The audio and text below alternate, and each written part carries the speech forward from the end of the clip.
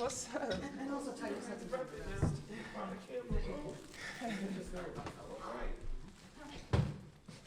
Recording in progress. Okay. First question, AT. So, obviously, you played New York and Stewie, both, when she was here and before, just a bunch of times, a bunch of different schemes. I'm wondering how going up against them, especially with their size, with the current scheme in terms of rotations, positioning, and just how well you guys are executing the doubles and the rotations, how that's sort of differed for you from times in the past. No, I don't think it's changed. I think everyone has their tendencies. Coaches put a great game plan together. Our job is just to make tough shots. I mean, they have great players. They're going to hit tough ones, but we just played team defense. We rotated around, and when they miss, we made sure we secured the rebounds.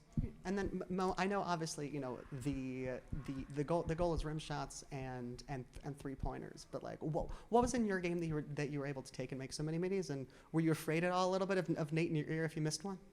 No. Originally, I like middies, honestly. So I think it just came out naturally. I wasn't thinking too much in my head, and since it was coming in, I was like, just keep going.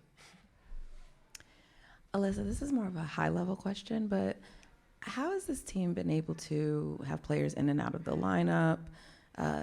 You're sort of somewhat a new team, at least for like your core, and you guys seem to be able to keep winning. How do you continue to do that? Credit to our coaching staff. I mean, they put a fantastic team together. Even though our rookies are considered rookies in the league, they've been killing it overseas for a minute. The biggest thing is about everyone doing what they do to the best of their ability, and we're told to shoot the ball when we have open shots, and that's what people do. And it's just a great locker room to be a part of, and it's a lot of fun. Congrats on the win. My question is for AT. So you guys were able to force New York to have 20 turnovers, which converted to 19 points. From your perspective, what did you see out there that allowed you to disrupt their rhythm offensively? Yeah, I mean, our guards got up and pressured. Like I said, they have great players. They're going to hit shots. Our goal is just to speed them up. We played people's tendencies. We were in the passing lanes, and all around it was just great team defense. AT right here. Just want to ask you first, the back-to-back that you've had last night, the whole tribute that you had. Normally you're a very stoic person, but just your thoughts about not only is this one of the best back-to-backs that you've had in your career, and also just the reaction to the tribute video, and Mo dealing with AT, with how serious she is. Your thoughts on when you saw her be emotional with that tribute video, your first Harrisburg's finest? I mean, this back-to-back is I'm used to this one. I mean, playing in Connecticut, you come to New York a lot, so I mean, we've done this trip a lot. Being back in Connecticut, I mean, I played there 11 years. I gave them everything I had, and it was just my time, like many players in the Connecticut franchise. But you have to appreciate the things that were given. The fan base was always amazing. So for them to show up with their jerseys and give that support, it meant a lot. Yeah, and to see the love that they had for her was very inspiring to me. That's all I can say. Yeah.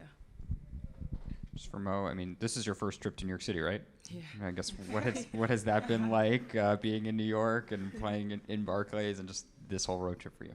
I mean, we're in a nice hotel, first of all, so I was able to have a good nap, so that matters to me. And yeah, obviously playing in like crowd like this crowd is amazing, and the fact that we were able as a team to stay together and still like go fight and get this dub is really something I'm proud of. And Nate was saying that he doesn't exactly love long twos. You took a lot of mid-range twos tonight. I don't know, was that something you joked with him about, or did you get a green light because you started to hit 3, 4, 5 in a row? Listen, I'm gonna talk about with Coach. That's it. Yeah.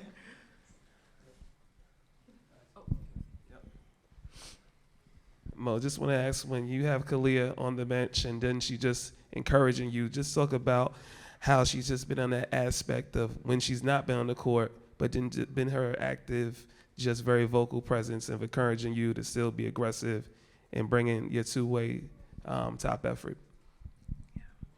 That's definitely encouraging, like you said, since she's a very great player, and since she came back, and I mean, overall, the team I am with, I'm with great players, and I'm just only able to learn every day. So having feedbacks of her or AT or whoever in that team is just great, and it just push myself to go and get whatever I have to. And just as an IQ player, the smart player that you are, playing with a smart player like AT, does her IQ amaze you with how she just knows how to hit the right pass, knows how to get the right rebound? Just you playing with her and how she performed tonight the way she did. Yeah. I think I take benefit of her IQ actually. So, yeah, it's great. We'll have one on Zoom. Go ahead, Tia. Alyssa, you guys had 15 offensive rebounds tonight. When playing against a team as good as New York is on both ends of the floor, how impactful is it to be able to offensive rebound the way you guys did, even if those second chance opportunities aren't always falling? Yeah, I mean, that's one of the statistics the coaches brought up. They're one of the, bottom in the league when it comes to stopping teams from getting O boards. So definitely a point of emphasis. And, threes weren't always falling for us. So getting those second chance opportunities were really big for us. Thank you.